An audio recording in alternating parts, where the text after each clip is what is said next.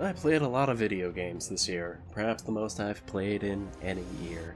But I didn't play everything, so I'm gonna get to the point real quick. Things like Dave the Diver and Mario Wonder I haven't finished, so they're not gonna be on the list. Games like Lies of P and Armored Core, didn't play at all, not on the list. Resident Evil and Dead Space, both two excellent remakes that I really enjoyed. Go watch a video in the description for my full thoughts on them. I want to talk about new stuff, so I'm excluding them as well.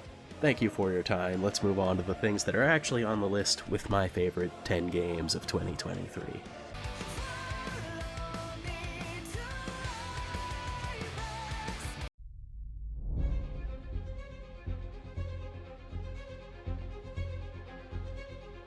The Insomniac Spider-Man games have all managed to be a reliable amount of fun every time a new one releases.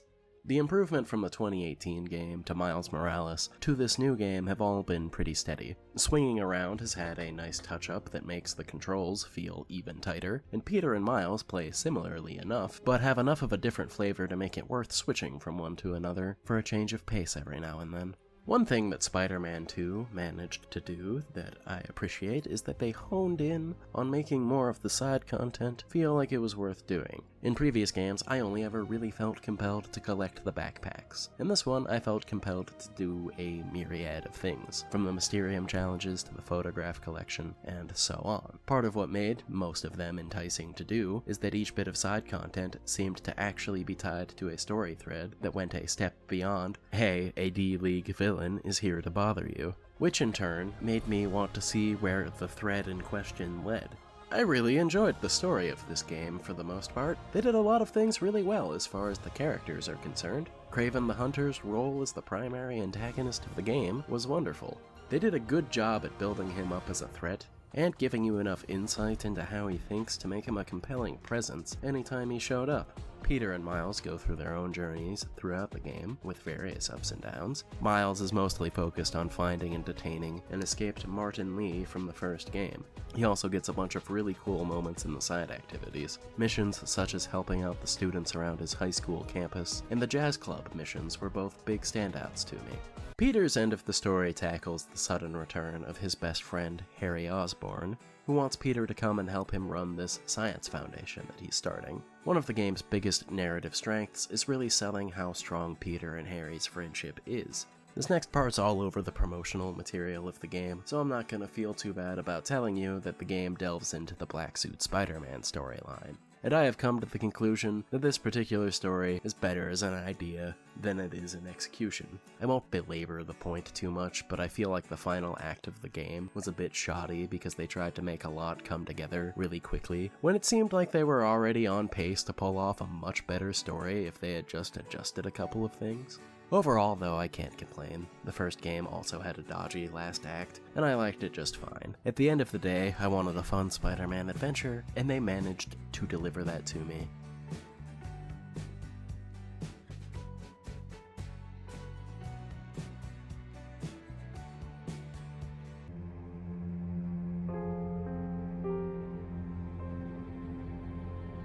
The Last Faith is a lovely amalgamation of many of my interests. It has an interesting gothic setting brought to life by an excellent pixel art style. Love that. The gameplay is influenced in equal parts by Castlevania and the Souls-like genre. Sounds good. And to cap it off, it has a soundtrack that is appropriately somber or grandiose when it needs to be. The point I'm getting at is that The Last Faith probably could have been substantially less good, and I would have still liked it well enough. Thankfully, it's a pretty high-quality game altogether. There are some things I could ding it for. I think the level design in the second half of the game is not nearly as good as it is at the start. The story is fine, but I feel like there wasn't a whole lot in the way of payoff for a lot of the threads.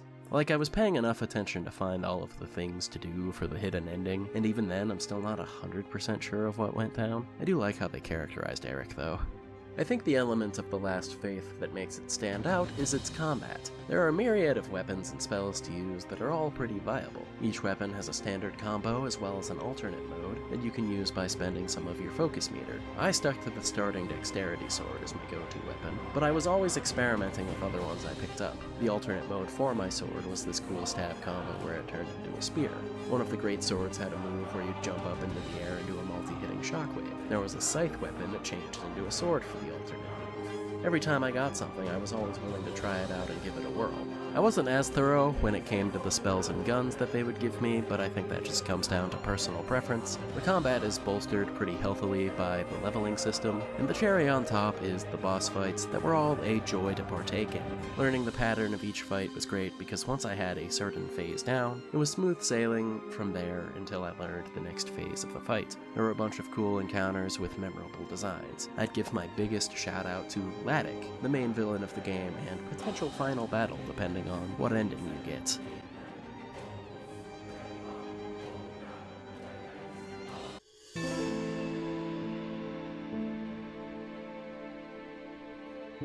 I love it when a game that is kind of creepy will sucker me into trying out something that I would usually pass on. Dredge managed to do just that. Normally, I'd see a game centered around managing a fishing boat and probably say, it's not for me. Then the game's artwork and general atmosphere leaned over to me and whispered eldritch horror, and I was sold. Seafaring horror stories always hit differently. Not necessarily better or worse, just a different flavor that I'm usually not experiencing. But it's hard to deny the certain feeling of the thick fog and horns in the distance masking the unknown is a really cool vibe. Best of all, the atmosphere and subject matter of the game may have been what got me through the door, but I did really end up enjoying the gameplay. My playtime was probably padded out by a pretty substantial margin, by me just going from fishing spot to fishing spot and getting as many fish as I could fit in my boat, rather than working towards whatever goal that the game had laid out for me. It was just a very satisfying loop of fishing, selling, and upgrading, all the while having to balance out the panic meter that is present. The meter in question will crop up if you go out fishing at night, and will even stay present if you make it to the next day without going to sleep. All sorts of catastrophes will befall you if you neglect your sleep. The fishermen will start imagining rock walls that weren't there before, angry seabirds will come by and accost you, and any manner of aquatic terror has a higher chance to show up and bust one of your engines. The characters and side content all help fill out the world and the rest of your adventure. The game starts with the mayor of the town strong-arming you into becoming the new town fisherman, and accepting the debt that comes along with your new boat. Other characters include the lady of the lighthouse that always seems to have it out for you, the collector who gives you your shady magical powers, and these roped guys that you end up having to feed because they're stranded out in no man's land. They all serve to show you that nothing in this game is quite as it seems. All in all, the atmosphere and feel of Dredge's world worked incredibly with the satisfying gameplay loop to create an eerie voyage that I won't be forgetting anytime soon.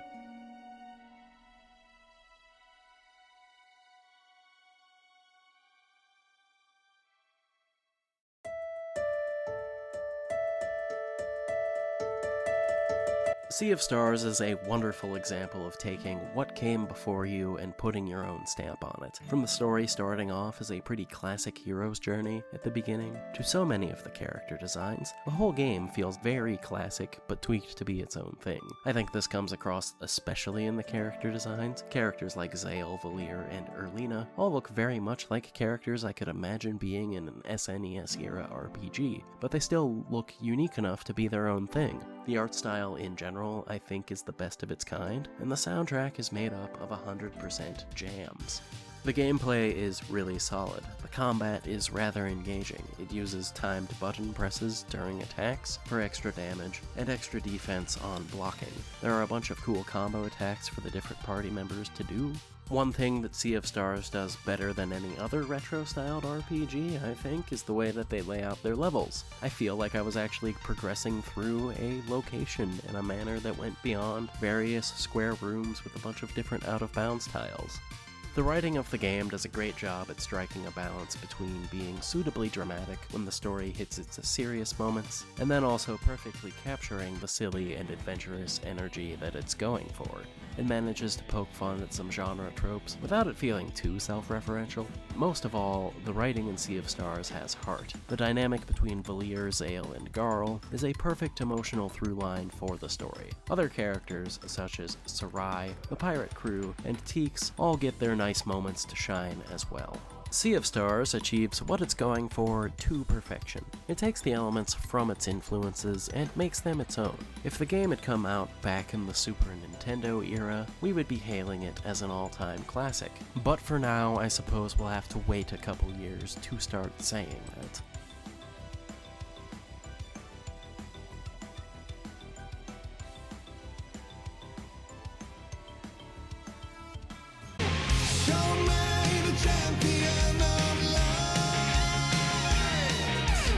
I love it when games get weird. I've always had an appreciation for Remedy's games because they do tend to be pretty weird. Alan Wake 2, being Remedy's first fully committed horror game, was also an exciting notion because almost all of their games tickle the border of being creepy in some capacity at some point during their runtime. As far as gameplay goes, it's a pretty standard third-person horror game. Both Alan and Saga have a couple of differences in their gameplay loop, but function the same as far as moving and shooting are concerned. I like how much of a slow burn the game can be. Alan Wake 2 will often just leave the player to gestate in the atmosphere of the world. Enemy encounters are actually pretty sparing, and when you do enter a combat scenario, there's only a few enemies at a time. The game, however, is really good at creating tension and making the player anticipate those encounters. Alan's segments of the gameplay were a lot of fun to explore. His writer's room mechanic enticed me to constantly be changing the scenery, just to see what the keyword changes would be. Alan Wake 2 has a dual narrative that I feel like works pretty well. The new protagonist, Saga Anderson, is an FBI agent investigating disappearances around the town of Bright Falls. Saga works really well as a jumping-on point for people who didn't play the first game. Her part of the story serves as a more grounded detective story that veers further into supernatural hijinks as time goes on. Alan's story is where the game gets a little more experimental and out there. He has to navigate his way out of the Dark Place, which is the Eldritch location that he wound up in at the end of the first game. He has to do this by writing a new story that will see him back to his own world. This leads to him trying all manner of tactics to escape, while venturing deeper and deeper into total insanity. The strongest thing about Alan Wake 2 is its sense of presentation. Every element of the way this game presents itself rules. The performances from both the voice actors and the live-action actors are impeccable. The visuals in the game are stellar. The way the game uses light to set tone is fantastic. So many times during Saga's portion, the tension is directly tied to the sun inching further and further down, and in Alan's more surreal parts of the game, there were so many striking instances of rooms being bathed in an ethereal green light or an intense red light that still sticks with me months later. And finally, the music in this game is top-notch. My two favorite moments from the game come from parts specifically where the choice of song elevated the moment in question, and I can think of 2 or 3 more instances of the same thing happening. As I said at the top of the segment, I like it when games get weird. Alan Wake 2 had a vision that it wanted to see through, and I love it for that. It may not be a game for everyone, but the people who it resonates with will be thinking about it for years to come.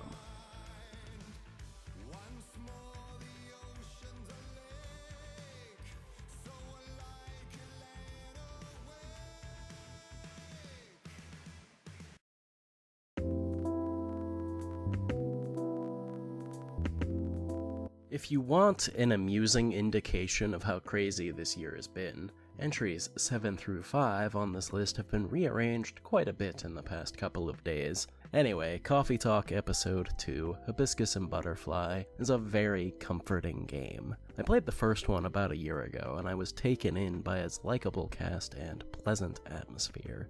And coming back to the world of Coffee Talk a second time reinforced how much I like the atmosphere and characters of this game. Playing it felt like catching up with friends you haven't spoken to in a while. I feel like the familiarity with the characters really let the game hone in on what it was trying to do this time around. Rather than simply being a collection of stories from interesting patrons, all of these stories seemed to be connected by a couple of underlying themes, such as how you define success and how to achieve it without compromising who you are, or what it means to form connections and be remembered. The characters themselves are as pleasant as ever. Newcomers Riona and Lucas are great additions to the cast. They each have a good arc and a really nice dynamic with each other, and the other established characters of the cast. The returning characters all have satisfying follow-ups to their stories as well. It was really cool to see someone like Rachel, who we helped quite a bit in the first game, come into her own in this game. Getting a better understanding of the previously aloof and mysterious Hyde was also neat.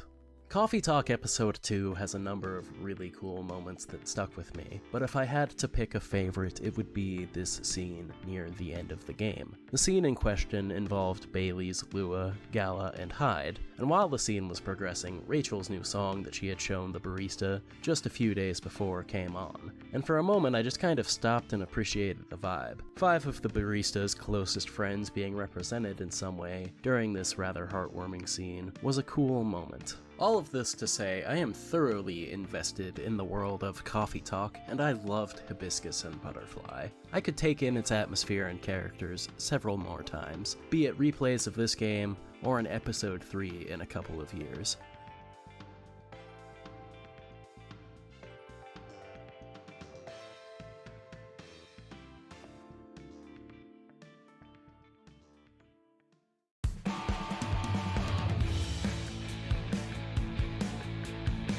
Hi-Fi Rush was 2023's most pleasant surprise.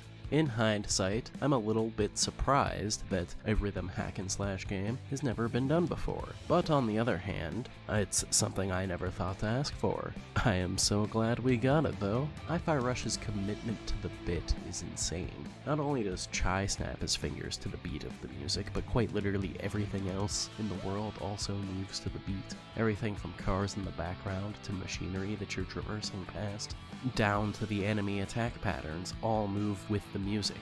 The combat itself is a joy to partake in. There are plenty of combos and special moves to mix and match your attacks with. The rhythm aspect of the game also only serves to enhance your damage rather than penalize you in any kind of damaging way on the standard difficulty. The game is also an audio and visual delight. There's a nice balance of original compositions and fun takes on licensed tracks. The cel-shaded art style comes across really well too. The character designs and the look of the world all come together to give the game a really cool Saturday morning cartoon kind of feeling.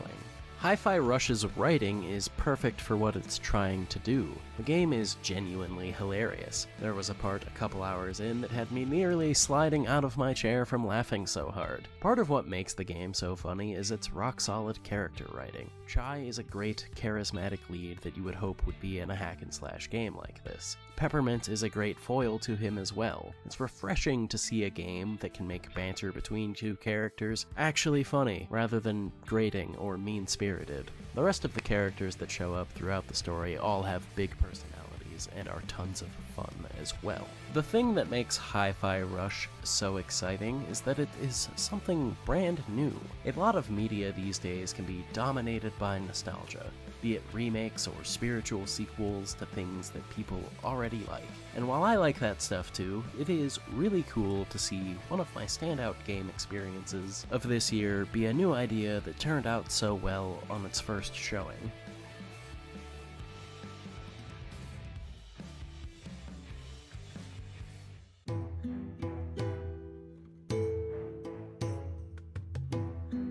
My interest in the Final Fantasy series has been through its ups and downs throughout my life. I am pleased that for now, I have found my way back to it though. Final Fantasy XVI was a great experience. If nothing else, it's an hours-long playlist of some of the best tunes released in 2023. Hide, Hide Away, Find the Flame, and Moon Gazing are all instant classics. The game has it all as far as the soundtrack is concerned. Cool area themes, somber songs for the dramatic moments, and big bombastic tunes for the giant moments of grandeur. I liked the action gameplay of Final Fantasy XVI. Clive has a pretty fun base moveset that gets more interesting the more icons you have to play around with. I liked the flexibility that it allowed for as far as my mindset of any given battle. Sometimes I could just check out and spam my special moves and do the rushing stab attack while the special moves were on cooldown. But then other times, when I was actually interested in engaging with the mechanics of the different powers, I felt rewarded for knowing how to use them efficiently. I rather enjoyed the world and story of Final Fantasy XVI. It has a really strong start that sets up just about everything it needed to hook me. I was taken in by the larger political drama of this world of icons and mother crystals, while also being intrigued by the interpersonal drama between characters like Clive, Jill, and Joshua. The arc of the story eventually veered away from the political drama as the narrative progressed, but I was already so invested in the characters by that point that I didn't really care. The scene where Clive reunites with his uncle is one of the standout moments of the game for me. Such a grounded and human scene amidst this narrative's canvas of grand fantasy. It's also a moment that made me accept that I was going to like just about every character that they introduced that wasn't the villain. Sure enough, I found myself becoming attached to all manner of characters, from the obvious ones like Clive, Sid, and Jill, to the less important NPCs like Harpocrates, Tara, and Otto. Clive especially is one of my favorite main characters in the series now. When it's all said and done, Final Fantasy XVI managed to do exactly what I want from a Final Fantasy game. It gave me a larger-than-life world and story with characters that I find immensely compelling.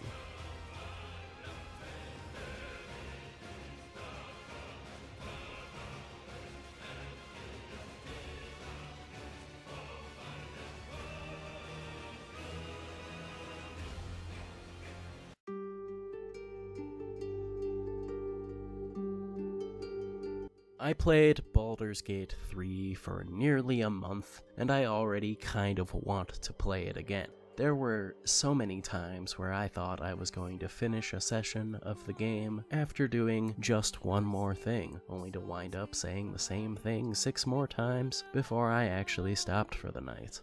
I think the defining element of Baldur's Gate 3 is freedom. It is very rare that the game will stop you from at least attempting to do something the way that you want to do it. I've seen so many different ways people could have done certain parts of the game that are all equally as cool as the way I went about doing the same part of the game. One of my favorite experiences to tell people about was this prison break that I did. I played as a super sneaky rogue, but because I had to help someone escape without being caught, it was a bit more challenging than disappearing and dashing away. So in response, I started having my party members engage the guards in conversation, or stand in doorways to block their line of sight. And that's the thing so tickling about this tale, is that there are at least a couple ways to go about doing it otherwise. Someone might have just killed the guards and let the prisoner out when they were done. It's possible that someone more skilled than me would have just snuck away with the prisoner in tow without using any party members as interference. The various possibilities are what make this game so fascinating.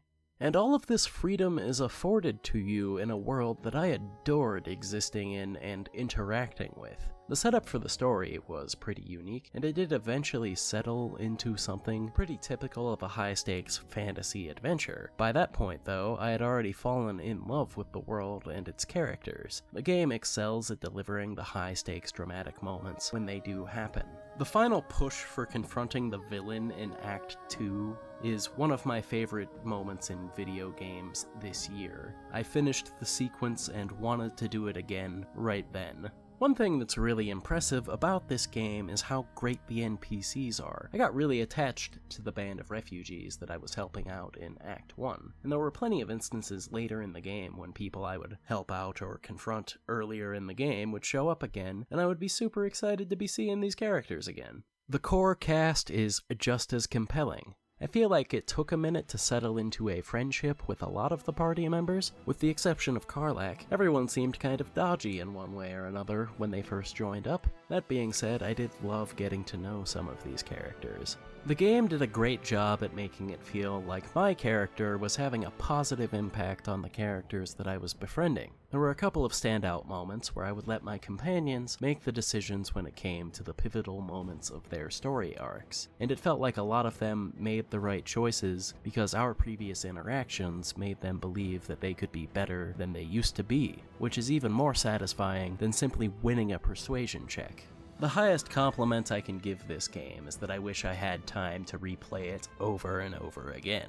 If this game was released back when I was in school and had endless free time, I would have probably played it more times than a reasonable person should. But for now, I will settle for the one incredible playthrough that I had.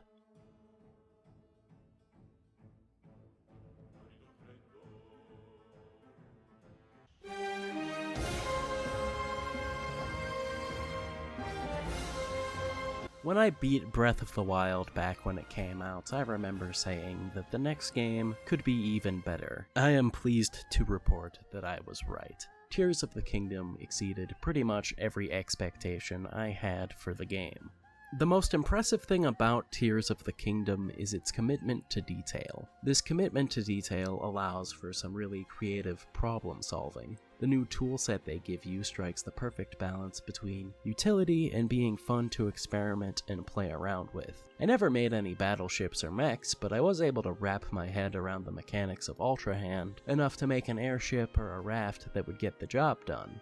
I also had a ball with the fuse mechanic. Fusing a minecart to my shield for an instant skateboard was a lot of fun. Fusing a luminous talus heart to my hammer was a godsend when exploring the depths. The rewind ability was also plenty of fun to play around with when trying to solve shrines. The other really impressive thing about the game is how enticing they made it to explore. There's a certain level of intrigue that comes with returning to a familiar world, and I feel like Tears of the Kingdom capitalizes on that intrigue wonderfully.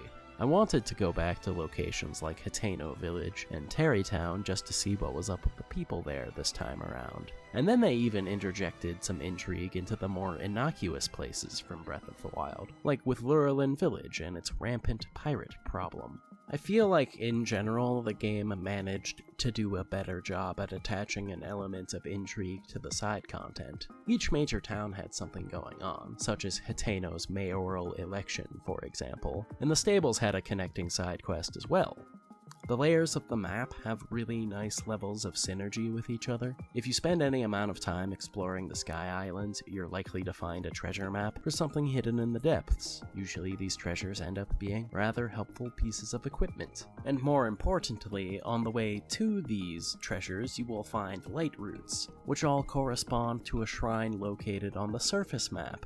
The shrines in general received a mechanical upgrade since the new toolset in Tears of the Kingdom is more engaging than the previous one, but I also felt like the shrines were placed more organically this time around. I didn't even get the shrine sensor until I had completed around 80 of them, which I feel like would not have been likely in Breath of the Wild. The story and characters of Tears of the Kingdom are some of my favorites in the series. Yeah, alright, it's no narrative masterpiece, but these games have always been really good at lighting a spark that makes my imagination do the rest anyway.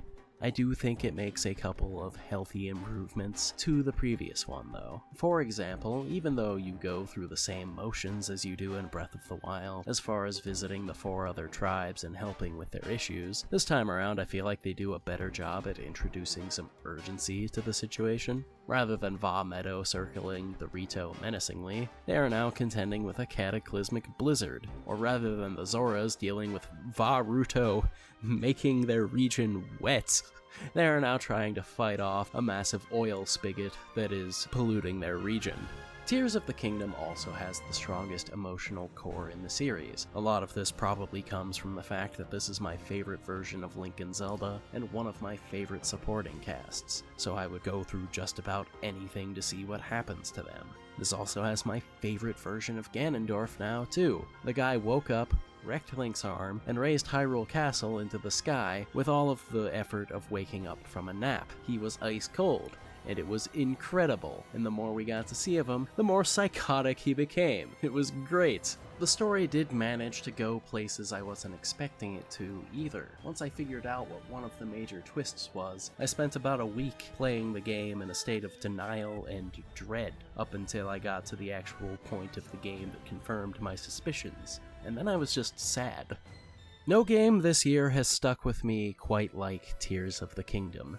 Every day felt like an adventure well spent. I may not have necessarily accomplished much in the way of getting a lot of shrines done or side quests, but I could still reflect fondly the next day about whatever I got up to. The game was filled to the brim with memorable moments that I'll think back on all the time, but the standout moment of the game for me was the final bit of gameplay.